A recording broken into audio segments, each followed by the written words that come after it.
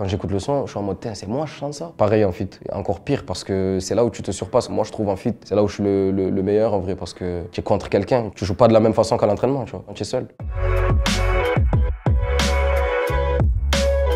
Yo l'équipe, c'est Samblas sur Melchi. Aujourd'hui on va parler de mes feats. Je suis dans le mec, ça va pas changer. Je suis dans le mec, ça va pas changer. J'allais en cours, je rêvais que de ça. Maintenant que je suis là, je compte bien demander mes mappés ça. La connexion avec Oba, c'est mes producteurs, ils connaissaient son équipe. Dans la villa qu'il avait pour son album, là, je me suis pointé là-bas, on a fait le feat, c'est très bien passé, c'était une séance de fou.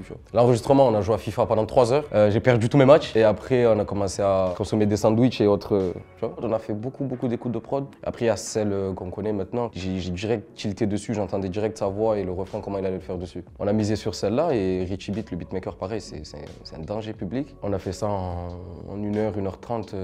Non, c'était bien, je suis content du résultat. Genre. Oh, ramène-nous le butin et on parle affaire. Et devant l'OPJ, t'as du mal à terre. Et devant les gars qui tu claques ta paye. Et devant les gars tu claques ton boule. Avec Larry, comme il répond une fois tous les 1000 ans, j'ai dû passer par là.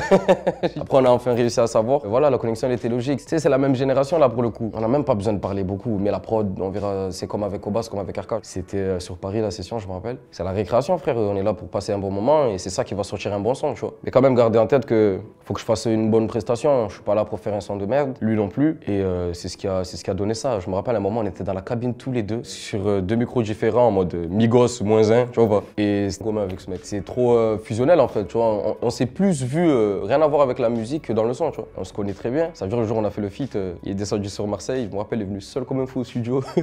C'est un Américain. Il est arrivé en mode oh. Moi j'étais en mode non, c'est l'album, faut se concentrer, faut faire oh non, décontracte, tu vois. Et c'est ce qui a donné ça parce que tu sais, s'il avait été dans la même mentale que moi à ce moment-là, on aurait fait un truc trop sérieux. Moi je voulais surtout pas me manquer, je voulais surtout pas rater ce feat. C'est lui qui m'a détendu en fait, en mode au calme frérot. Rien que moi je suis en compétition avec moi-même à chaque fois que je sors de la cabine. J'ai envie que quand j'écoute le son, je suis en mode c'est moi je chante ça. Pareil en feat, encore pire parce que c'est là où tu te surpasses. Moi je trouve en feat, c'est là où je suis le meilleur en vrai parce que tu es contre quelqu'un, tu joues pas de la même façon qu'à l'entraînement, tu vois, que quand tu es seul. Je suis avec les ailes dans la porte. La petite me récupère ma barque. Y'a le N et le G, oh oui. Je suis toujours autant honoré qu'ils aient répondu présent à l'appel parce que déjà rien que d'en avoir un des deux en solo, c'est incroyable. Alors les deux, waouh, on a fait ça bien, ils m'ont appris comment faire des trucs que je savais pas faire. Moi, je suis un rappeur, eux, c'est des machines à hit.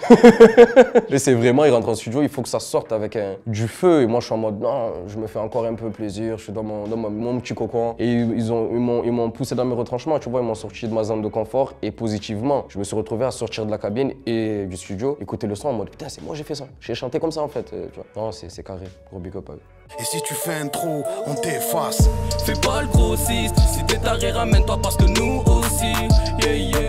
C'était une connexion logique en vrai de grand en mode ancienne gênée et le nouveau flambeau, tu vois ou pas, qu'on passe en fait. Et la session pareil, c'était, je crois que c'était chez lui, parce que monsieur était un américain, tu vois, et on enregistre un étage en dessous de chez lui, tu vois, dans son sous-sol. C'est là le laboratoire. Il était assis à côté de moi, il top-linait sur son dictaphone et moi je top-linais dans ma tête en écrivant. Et on a trouvé le même flow au même moment, à un moment, je me rappelle. C'est ça qui nous a fait nous dire que c'est bon, c'est la prod qu'il faut.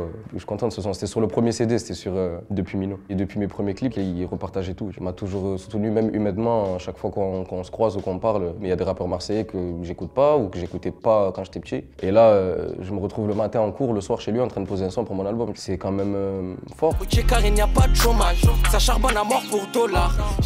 Il y en a plusieurs, hein.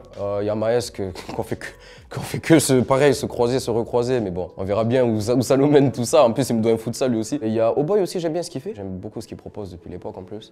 Kekra aussi que j'écoute beaucoup, mais aux US surtout, moi. Tu vois. Moi, il faut me parler hein, de l'autre côté. Il y a beaucoup d'Anglais qui m'ont démarché dernièrement là, depuis que la drill elle a pété sa mère. Il y en a pas mal qui m'ont envoyé des Turcs aussi, ils sont chauds sa mère. Et des Italiens. Mais sinon, ouais, c'est USA.